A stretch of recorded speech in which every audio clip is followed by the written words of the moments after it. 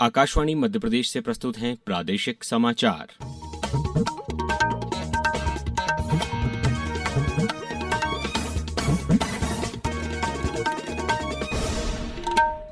नमस्कार, समाचारों के साथ मैं अभिषेक कटियार। इंडोनेशिया के राष्ट्रपति प्रबोवो सुबियांतो ने प्रधानमंत्री नरेंद्र मोदी को देश के सबसे बड़े सम्मान Bintang Adipurna of the republic of Indonesia medal of honour से सम्मानित किया। प्रधानमंत्री मोदी को अब तक 25 से अधिक देश अपने सर्वोच्च राष्ट्रीय सम्मान से नवाज चुके हैं। इससे पहले प्रधानमंत्री श्री मोदी ने राष्ट्रपति प्रबोवो सुबियांतो के साथ एक द्विपक्षीय बैठक की, जिसमें ऊर्जा, व्यापार, समुद्री सहयोग और रक्षा क्षेत्र में साझेदारी को नई गति देने पर चर्चा हुई। बैठक में महत्वपूर्ण खनिजों, खाद्य सुरक्षा और डिजिटल अर्थव्यवस्था के क्षेत्र में भी सहयोग बढ़ाने पर जोर दिया गया। प्रधानमंत्री ने कहा कि भारत की यूपीआई इंडोनेशिया के पेमेंट सिस्टम के साथ इंटीग्रेट होने जा रही है। पीपल टू पीपल टाइज हमारे संबंधों की सबसे बड़ी शक्ति है। हमें बहुत खुशी है कि भारत की यूपीआई इंडोनेशिया के पेमेंट सिस्टम के साथ इंटीग्रेट होने जा रही है। इससे ईज ऑफ डूइंग बिजनेस और ईज ऑफ ट्रैवल दोनों को ही बल मिलेगा। राष्ट्रपति द्रौपदी मुर्मू ने आज नई दिल्ली में 2026 डूरंड कप टूर्नामेंट की ट्रॉफियों का अनावरण कर उन्हें हरी झंडी दिखाई। राष्ट्रपति ने इस वर्ष टूर्नामेंट में श्रीलंकाई टीम की भागीदारी पर खुशी व्यक्त की और सभी टीमों को शुभकामनाएं दी। उन्होंने खिलाड़ियों से खेल भावना का पालन करते हुए सर्वश्रेष्ठ प्रदर्शन करने का आग्रह किया। इस अवसर पर रक्षा प्रमुख जनरल NS राजा सुब्रमण्य सहित सेना और नौसेना प्रमुख भी उपस्थित थे। मुख्यमंत्री डॉक्टर मोहन यादव ने परमवीर चक्र से सम्मानित कैप्टन विक्रम बत्रा के बलिदान दिवस पर उन्हें श्रद्धांजलि अर्पित की। मुख्यमंत्री ने कहा कि कैप्टन बत्रा करगिल युद्ध में शत्रुओं पर काल की भांति टूट पड़े और मातृभूमि की रक्षा करते हुए अपना सर्वोच्च बलिदान दिया। उन्होंने कहा कि उनका शौर्य सदैव राष्ट्र सेवा की ऊर्जा प्रदान करता रहेगा।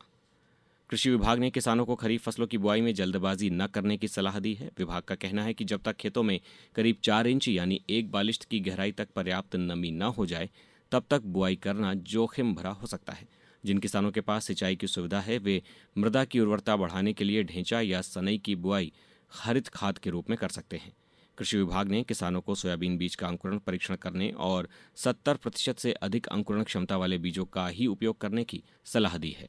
प्रदेश पुलिस ने नशे के अवैध कारोबार के खिलाफ बड़ी कार्रवाई करते हुए मऊगंज जिले के बिझौली गांव में एक किराए के मकान में चल रही अवैध सिंथेटिक ड्रग निर्माण इकाई का भंडाफोड़ किया है। विंध्य क्षेत्र में चलाए जा रहे ऑपरेशन प्रहार 2 के तहत हुई इस कार्रवाई में पुलिस ने 4 आरोपितों को गिरफ्तार कर लगभग 1 करोड़ 28 लाख रुपए मूल्य के मादक पदार्थ, रसायन, उपकरण और वाहन जब्त किया है। प्रारंभिक जांच में इस नेटवर्क के तार मुंबई, नागपुर और महाराष्ट्र के अन्य शहरों तक जुड़े होने का खुलासा हुआ है। अशोकनगर में गुरु पूर्णिमा पर्व पर तीर्थयात्रियों की भीड़ को देखते हुए रेलवे प्रशासन ने दिल्ली सराय रोहिल्ला और अशोकनगर के बीच एक ट्रिप विशेष ट्रेन चलाने का निर्णय लिया है। ये ट्रेन 26 जुलाई को दिल्ली से रवाना होकर 27 जुलाई को अशोकनगर पहुंचेगी, जबकि वापसी में 30 जुलाई को अशोकनगर से चलकर 31 जुलाई को दिल्ली पहुंचेगी। ट्रेन फरीदाबाद, मथुरा, आगरा कैंट, ग्वालियर और झांसी सहित कई प्रमुख स्टेशनों पर रुकेगी। इस स्पेशल ट्रेन में कुल 24 कोच लगाए जाएंगे। अब बात करते हैं मौसम की। प्रदेश में अब तक करीब 7 इंच बारिश दर्ज की जा चुकी है, जो सामान्य बारिश से केवल 1% कम है। मौसम विभाग ने आज गुना, अशोकनगर, विदिशा, सागर और छतरपुर में अति भारी बारिश का ऑरेंज अलर्ट जारी किया है, जबकि प्रदेश के 26 अन्य जिलों में भारी बारिश की चेतावनी दी गई है। अब कुछ समाचार संक्षेप में। जबलपुर के निदान वाटरफॉल में अचानक पानी बढ़ने से फंसे 2 पर्यटकों को प्रशासन ने रस्सियों की मदद से सुरक्षित निकाला। शिवपुरी में स्टेट बैंक RCT द्वारा ग्रामीण युवाओं के लिए CCTV और सिक्योरिटी सिस्टम इंस्टॉलेशन का 13 दिवसीय निःशुल्क आवासीय ट्रेनिंग कैंप 9 जुलाई से शुरू होगा। नर्मदापुरम के इटारसी स्थित तवा नदी पुल की मरम्मत के चलते 16 जुलाई तक भारी वाहनों के आवागमन पर रोक लगा दी गई है। मैहर नेशनल हाईवे 30 पर रिगरा गांव के पास तेज रफ्तार कार और ट्रक की टक्कर में 5 लोगों की मौत। और भारत और इंग्लैंड के बीच 5 T20 मैचों की श्रृंखला का तीसरा मुकाबला आज रात नॉटिंघम में भारतीय समय के अनुसार रात 10 बजे शुरू होगा। शनिवार को मैनचेस्टर में खेले गए दूसरे मैच में मेजबान इंग्लैंड ने भारत को 4 विकेट से हराया था। इस बुलेटिन में बस इतना ही। अगला बुलेटिन सुनिए शाम 7:10 पर। नमस्कार।